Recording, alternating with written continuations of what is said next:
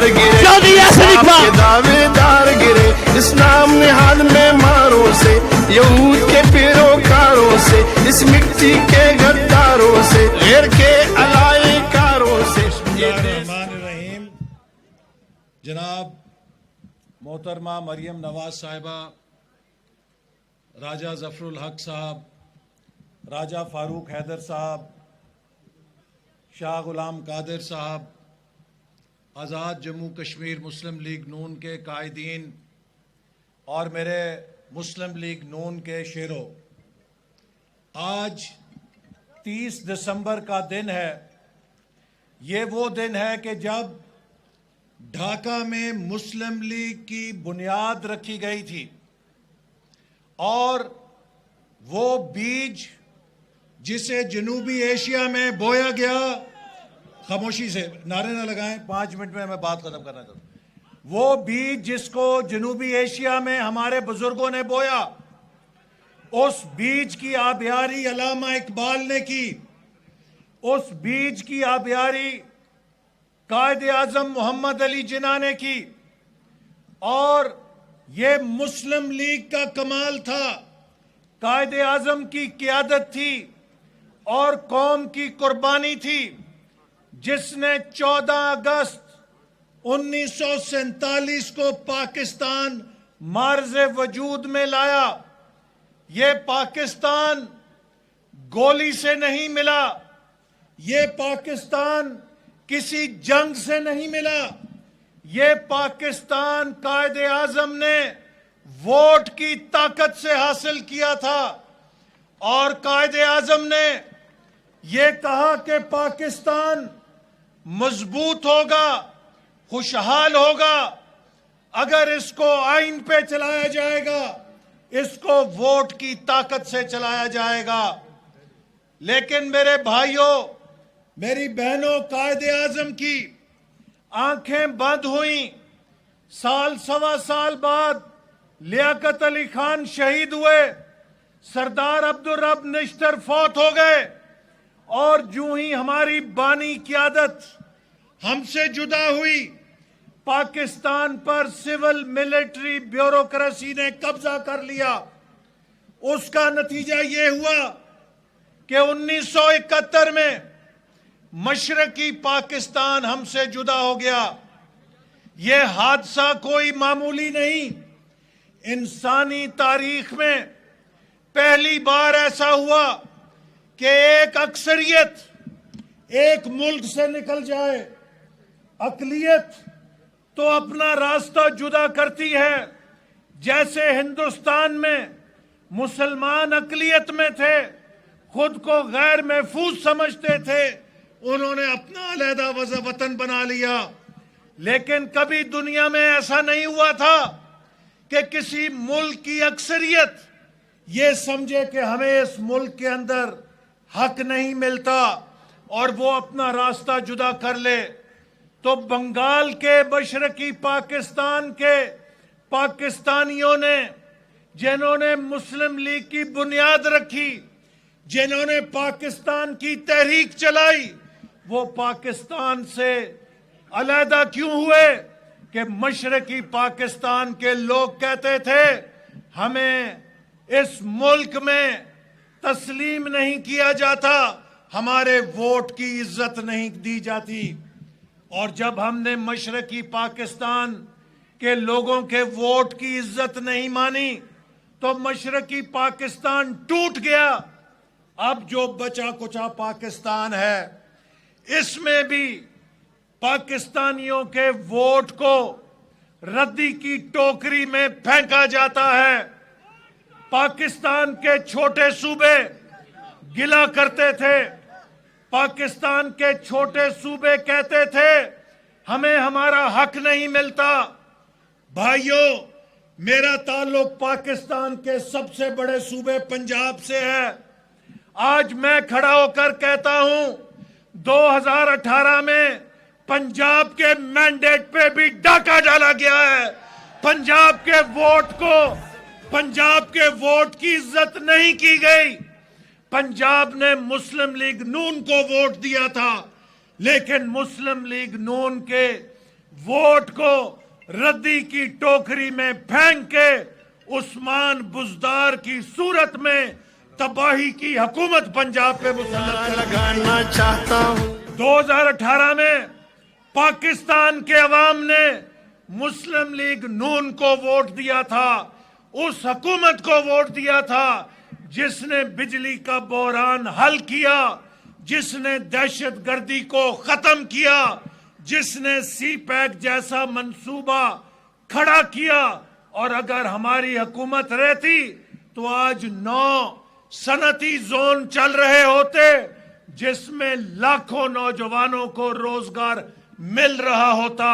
लेकिन पाकिस्तान के लोगों के वोट को क्रश करके, जाय करके एक सिलेक्टेड नालायक और अनाड़ी को मुसल्लत कर दिया गया, जिसका नतीजा ये है कि आज पाकिस्तान की मईशत तबाह हो गई है, पाकिस्तान की गवर्नेंस तबाह हो गई है, पाकिस्तान की खारजा पॉलिसी तबाह हो गई है, पाकिस्तान का गरीब तबाह हो गया है, पाकिस्तान का मजदूर तबाह हो गया है, पाकिस्तान का किसान तबाह हो गया है, पाकिस्तान का नौजवान तबाह हो गया है। और अब हमने पाकिस्तान को तबाह नहीं होने देना, इसलिए इस नियाजी को पाकिस्तान से, पाकिस्तान की हुकूमत से जुदा करना है। और मेरे भाइयों, मैं आखिर में एक मिनट, मैं चंद सवाल हैं जो करके बात खत्म करना चाहता हूं, खामोशी से सुनो।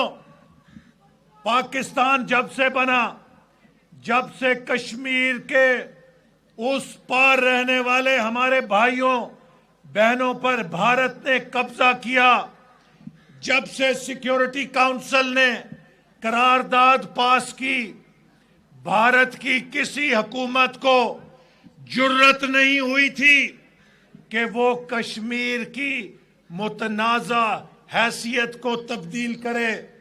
लेकिन मेरे भाइयों, 2019 में कश्मीर की मुतनाज़ा हैसियत को अगस्त 5 को मोदी सरकार ने यकतरफा तौर पे तब्दील कर दिया।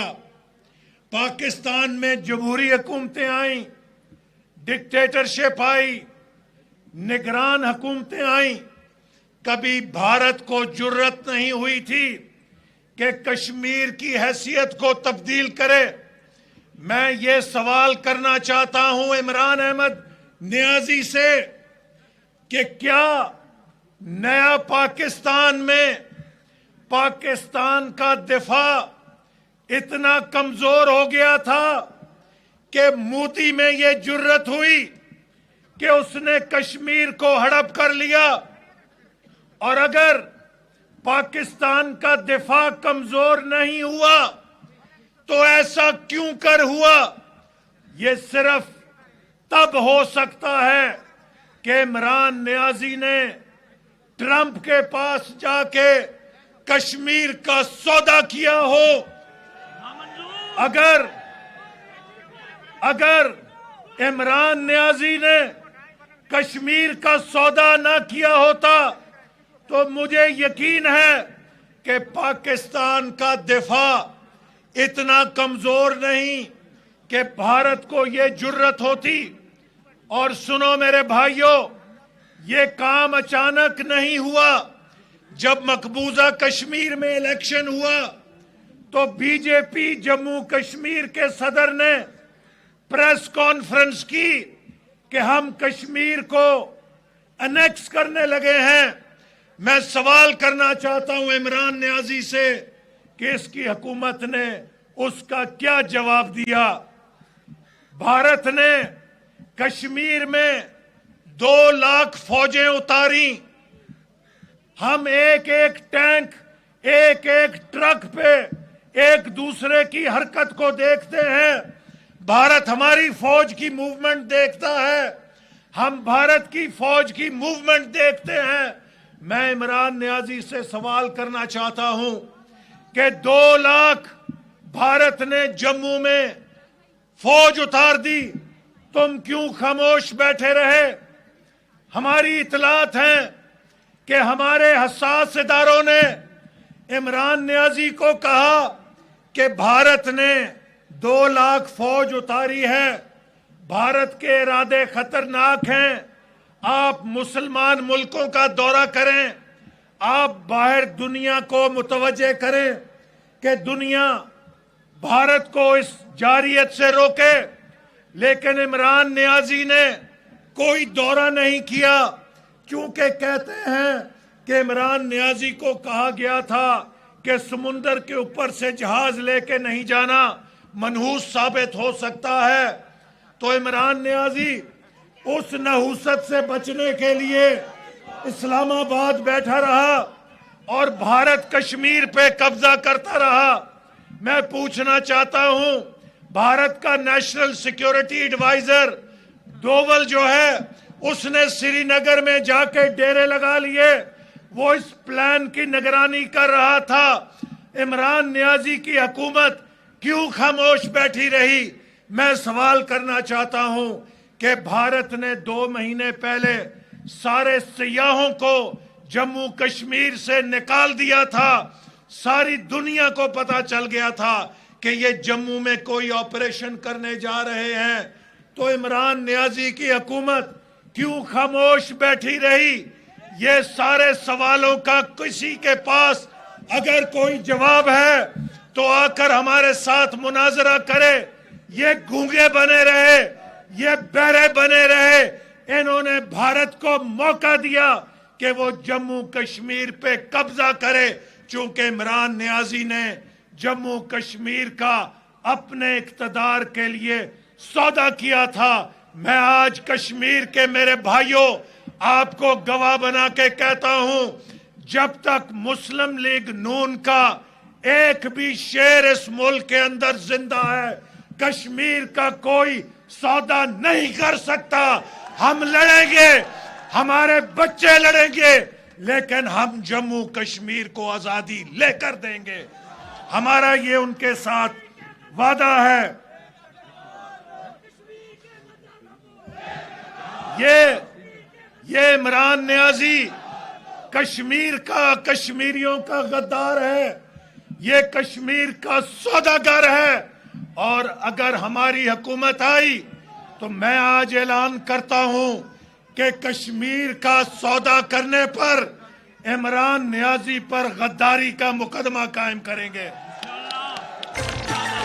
ایک نعرہ لگانا چاہتا ہوں، یہ کشمیر کو نہیں بیچ سکتا، یہ کشمیر سے غداری نہیں کر سکتا، کیونکہ ہمارے قائد نواز شریف نے کال دیا ہے، کشمیریوں کو کال دیا ہے کہ آپ کی آزادی تک پوری پاکستانی قوم آپ کی جنگ لڑے گی، آپ کی پشت پر رہے گی اور بڑی سے بڑی قربانی دیں گے۔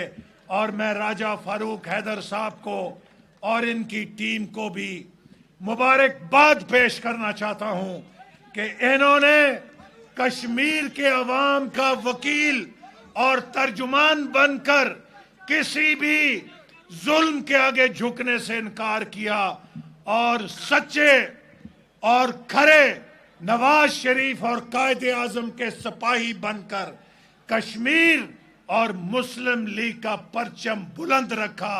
پاکستان، مسلم لیگ نون، نواز شریف۔ نعرہ لگانا چاہتا ہوں، شعلہ بیان مقرر